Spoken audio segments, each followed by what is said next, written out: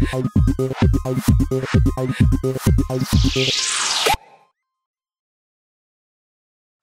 ke Mbak Janet dulu. Mbak, kalau boleh cerita dari postingan-postingan Mbak Janet di sosial media begitu ya. Saya pikir saya tidak mau mengatasnamakan kawan-kawan yang lain, tapi saya cukup penasaran nih. Bagaimana apakah keluarga Mbak Janet atau keluarga Mbak Janet belum mempraktekkan atau memperkenalkan norma gender yang tradisional yang membagi peran kayak ini urusan domestik, urusan rumah tangga, do the chores itu untuk anak perempuan, anak laki-laki nggak usah gitu.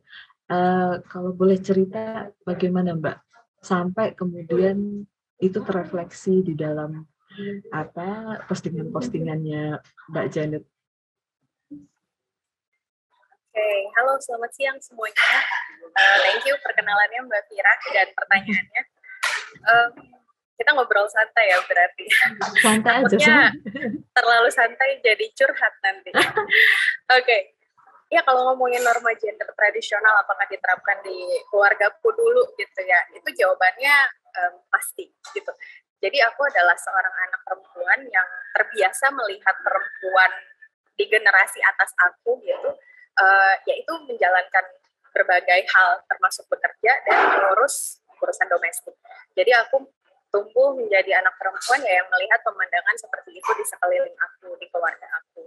Sementara laki-lakinya yaitu fokus bekerja, fokus mencari nafkah, kalaupun dia ada waktu di rumah, ya benar-benar ya istilahnya tuh mungkin dilayani kali ya.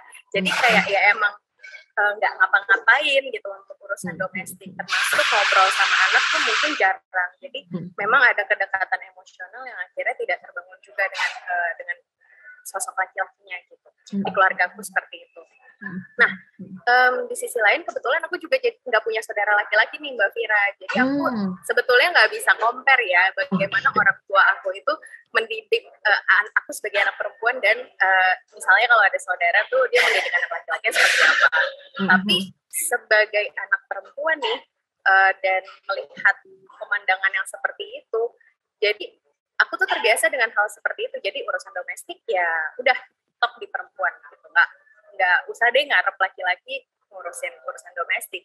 Dan sebagai anak perempuan aku juga sering diwejangin kayak dari kecil, anak cewek kok gini, anak cewek kok nggak bisa begini, bantuin dong, bla bla bla. Itu aku juga mengalami, tapi ya bukan yang dituntut banget atau dipaksa gitu ya, karena yang namanya anak kan pasti sesekali juga dapat lah dimanjain, kayak bangun tidur semua udah beres gitu. Jadi nggak yang harus banget bangun pagi nyapu dan segala macam tuh enggak, tapi ya ada lah wejangan-wejangan seperti itu. Cuman seiring berjalannya waktu sampai mungkin udah di umur kuliah gitu, aku mulai mikir kok kasihan juga ya ibu aku atau perempuan-perempuan ini udahlah mereka kerja juga mencari uang juga, tapi pulang ke rumah ya itu udah begitu ganti pakaian rumah udah beresin semuanya lagi, cuci piring lagi, padahal ya sebenarnya mungkin ada kalanya, ada momen-momennya tuh ayahku gitu ada di rumah. Tapi ya waktu itu aku mungkin belum terlalu ngerti ya, tapi pemandangan yang aku lihat memang seperti itu Mbak Fira kayak gitu. Itu sih kurang lebih kalau dari Iya. Nah, ini seiring berjalannya waktu lagi nih Mbak. Kalau bicara berjalannya waktu, ketika sudah mulai tahu tentang dunia di luar rumah, yang melihat bahwa ternyata ada loh laki-laki yang melakukan kerja-kerja domestik kayak yang dituntut oleh keluargaku ke aku gitu ya sebagai perempuan gitu. Itu gimana reaksinya waktu itu Mbak? Pertama kali tahu. Oke, ini aku punya cerita menarik nih. Sorry agak berisik. Jadi dulu waktu aku SMP, ini aku nggak nyebutin nama ya, aku tuh punya teman sekolah yang kehidupannya tuh berbeda banget sama aku. Jadi ibunya dia itu tuh punya usaha di pasar. Jadi punya toko. Jadi tuh ibunya dari pagi udah ngurusin jualan di pasar. Terus si ayahnya ini yang nganter jemput temanku gitu.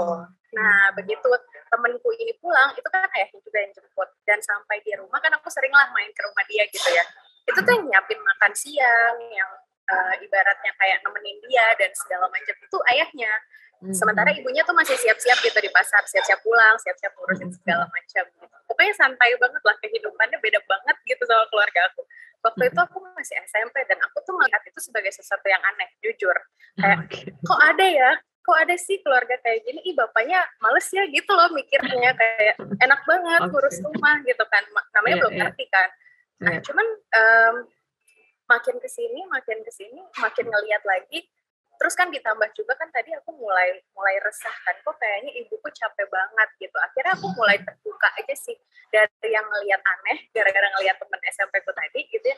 Makin kesini tuh aku justru makin apresiasi dan makin ngerasa adalah berbagai titik ya, bukan cuma satu titik tunggal, langsung berubah gitu mindsetnya, enggak. Tapi ada prosesnya gitu. Jadi makin kesini makin ngelihat, ya emang kenapa gitu kalau laki-laki ikut kerjain, gitu. Iya ikut jemput, ikut ini kan emang ya udah, kalau memang keluarganya misalnya kayak temenku tadi gitu ya, peran akhirnya yang mungkin fokus kerja atau ngurusin toko ibunya dan ayahnya yang nganter jemput, ya kan emang kenapa gitu. Yang penting kan temenku tetap mendapatkan perhatian gitu ya dari salah satu orang tuanya, dan mungkin keduanya juga di hal-hal tertentu gitu sih. Jadi yang dari tadinya aneh, terus karena ngerasa resah ngelihat ibu sendiri yang ngerjain semuanya sendiri, jadi makin kesananya makin ya harusnya sih wajar aja ya, harusnya aku nggak ngelihat ini sebagai sesuatu yang aneh lagi gitu. Malah kan harusnya memang serunya seperti itu dan idealnya seperti itu gitu. Jadi bisa saling membantu atau saling berkontribusi, kurang lebih seperti itu sih Mbak Fira. Jadi ada prosesnya gitu untuk mengubah. Tapi menarik ya, bagaimana di rumah melihatnya begini modelnya gitu. Ternyata di rumah sebelah gitu, nggak usah jauh-jauh nih, nggak usah jauh-jauh pindah kecamatan nih, kayak rumah sebelah udah beda lagi gitu ya.